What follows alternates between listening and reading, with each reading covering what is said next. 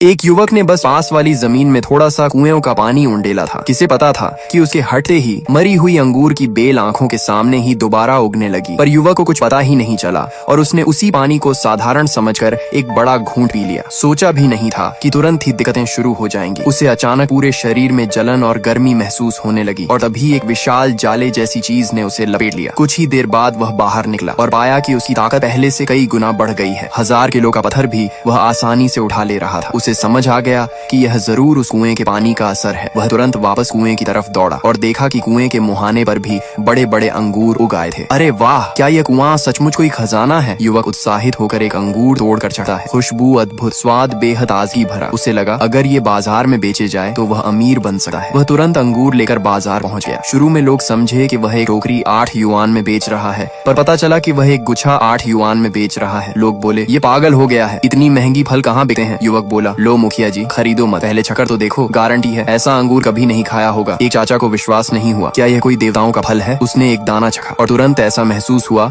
मानो स्वर्ग में उड़ रहा हो और उसकी पुरानी कमर दर्द भी गायब। वह तुरंत 5 गुच्छे लेने लगा। बाकी लोग यह देखकर समझे कि यह कोई नाटक होगा, पर जब उन्होंने भी चखा तो स्वाद इतना कमाल का था कि सब पागल से होकर अंगूर झपटने लगे। उधर से गुजर रहा एक घर का मैनेजर भी उत्सुक हो गया। उसने भी एक गुच्छा खरीदा और मालिक को खिलाया। मालिक को लगा कि उसकी सांस लेना पहले से बहुत आसान हो गया। उसका दमा जैसे ठीक हो रहा था। उसने तुरंत मैनेजर को कहा कि सारे अंगूर खरीद लाओ, लेकिन युवक के अंगूर पहले ही बिक चुके थे। ज्यादा कमाने के लिए वह रात भर अपनी 2 एकड़ जमीन को साफ करता रहा, विभिन्न सब्जियों के बीज बोए और उन पर वही कुएं का पानी डाला। जब वह आराम से सोया तो खेत की सब्जियां पागलों की तरह बढ़ने लगी। सब्सक्राइब कर लो, पार्ट 2 जल्द आएगा। पार्ट 1 में आपने देखा उसकी सब्जियां पागलों की तरह बढ़ने लगी। अगले दिन जब वह जागा तो पाया कि खेत बड़े बड़े टमाटरों से भर चुका है। कुएं के पानी का राज किसी को न पता चले, इसलिए उसने जल्दी जल्दी सारे टमाटर तोड़ लिए और बाजार में बेचने चला गया। लेकिन इस बार उसकी एक टमाटर की कीमत 20 युआन थी। तुम पागल हो गए हो क्या? लोग 2 युआन में बेचते हैं और तुम 20 युआन में एक टमाटर। मेरे टमाटर बिल्कुल प्राकृतिक हैं, कभी कीटनाशक नहीं लगाया। मेरे टमाटर इतने अच्छे कि एक बार खाओ तो बार बार मांगोगे। पास खड़ा एक दुकानदार नाराज हो गया। उसे लगा कि चाहे जितना प्राकृतिक हो, इतने महंगे टमाटर कोई नहीं खरीदेगा। वह बोला अगर तुम ये सब बेच दोगे तो मैं अपने सारे टमाटर यहीं खा जाऊंगा। लड़का ये सुनकर मन ही मन हंस रहा था, पर तभी एक मैनेजर वहाँ पहले से ही छुकर सब देख रहा था। वह तो असल में अंगूर खरीदने आया था, लेकिन जैसे ही उसने टमाटर चखा ऐसा लगा जैसे स्वर्ग का फल खा लिया हो। उसने तुरंत सारे टमाटर खरीद ली। वह खुद को सू होटल का मैनेजर बताता है। उसे पता चला कि लड़के के खेत में अभी 2000 जिन और हैं, तो उसने वहीं 40,000 युआन ट्रांसफर कर दिए। पास के दुकानदारों की आंखें फटी की फटी रह गईं। कौन इतना पागलों की तरह टमाटर खरीदा है? घर लौटकर लड़के ने हिसाब लगाया, थोड़े ही समय में वह अमीर हो जाएगा। पर तभी उसके क्लास ग्रुप में फोटो आई। सब उसका मजाक उड़ा रहे थे कि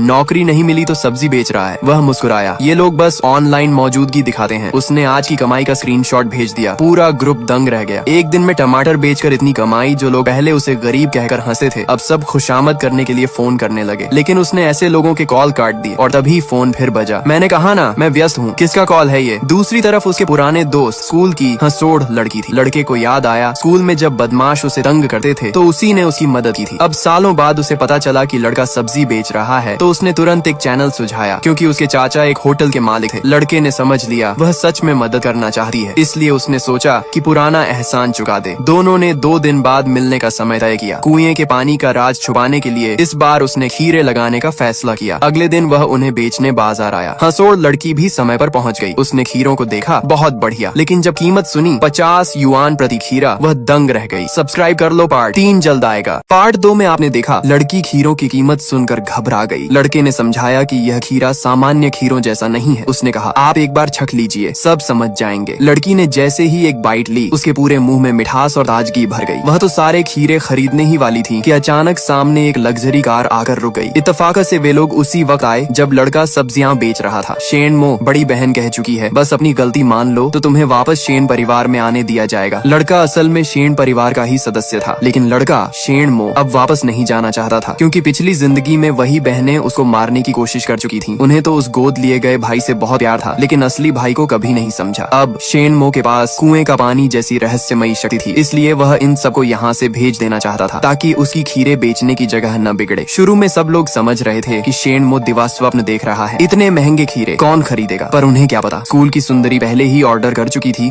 और पिछले दिनों के पुराने ग्राहक भी खीरे लेने के लिए भीड़ बनाकर आ रहे थे। अरे छोट भाई, लगता है आज किस्मत खुल गई। पिछली बार तुम्हारे टमाटर खाने थे, लेकिन डर के मारे खरीद नहीं पाया था। क्या आज टमाटर है? ज्यादा दे दो। टमाटर खत्म हो गए। लड़का बोला आज सिर्फ सिर्फ खीरे हैं, ये खीरे टमाटर से भी बेहतर हैं। सच में? तो फिर बहुत बढ़िया, हरी सब्जी का मौसम है, सलाद, फ्राई, कच्चा सब चलेगा। कुछ खीरे दे दो। दूर खड़ी बहनों ने सुन लिया। टमाटर? शेनमो ने बेचे थे टमाटर? क्या वह वही रहस्यमयी किसान है? नहीं नहीं, मैं क्या सोच रही हूँ शेनमो, यदि तुम्हारा नाम पूरी तरह बदनाम हो गया तो माता पिता भी तुम्हें कभी वापस शेन परिवार में नहीं आने देंगे। तीसरी बहन बोली, शायद भाई का खीरा सच में अलग हो। भैया क्यों ना सबको थोड़ा थोड़ा चखा दो, पहले चखो फिर खरीदो, यदि अच्छा लगा तो कोई विवाद नहीं रहेगा। भीड़ भी बोलने लगी, हाँ भाई सुना है तुम्हारी सब्जी बहुत अच्छी होती है।